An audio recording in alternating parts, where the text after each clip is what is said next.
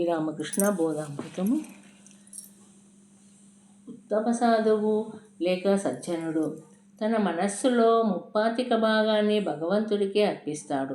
తక్కిన 4వ వంతు మాత్రమే ఐహిక విషయాల్లో ఉంచుతాడు.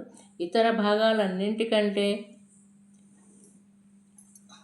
తోకలోనే తన ప్రజ్ఞ కేంద్రీకృతమై ఉన్నదన్నట్లు ఎవరైనా తోకను తొక్కగానే పాము బుస్సుమంటుంది.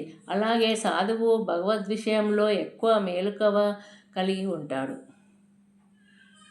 శ్రీరామకృష్ణులను ఉద్దేశించి ప్రఖ్యాత బ్రహ్మ సమాజ ప్రచారకుడొకడు పరమహంస వంటి పిచ్చివాడిని ఒకే విషయం మీద విధి విరామాలేవి లేని చింతన అతడికి మనోవైకల్పము కలిగించిందని, ఐరోపా దేశపు విజ్ఞానంలో కూడా అనేకులకు ఈ గతే పట్టిందని చెప్పసాగాడు.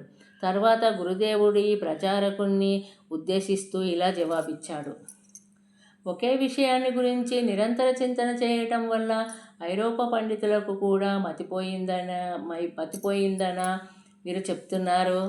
సరే, వారు చింతిస్తుండిన విషయము ఐహికమా అముష్మికమా?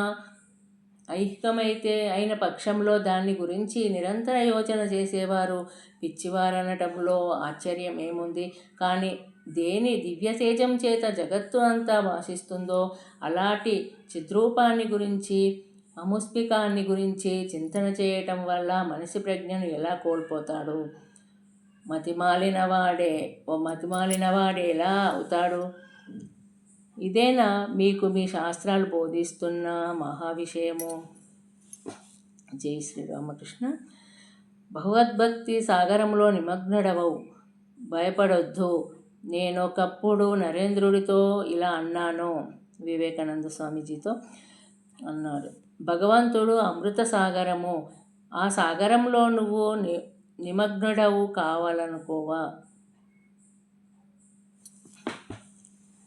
భగవంతుడు అమృత సాగరము, ఆ సాగరంలో నువ్వు నిమగ్నుడవు కావాలనుకోవా? చక్కెర పానకముతో నిండిన బిందె ఉందనుకో, నువ్వు ఒక కీటకాన్ని వనుకో నాయనా, అప్పుడు నువ్వెలా పానకాన్ని గ్రోలతావు? తానందులో పడిపోతే మునిగిపోవటం ఖాయం. కాబట్టి అంచు మీద వాలి తాగుతానన్నాడు నరేంద్రుడు.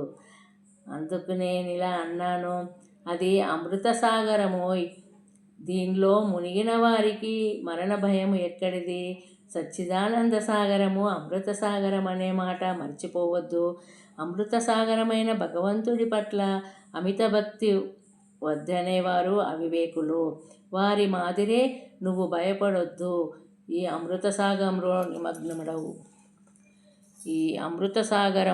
నిమగ్నుడవవు. జై శ్రీరామకృష్ణ.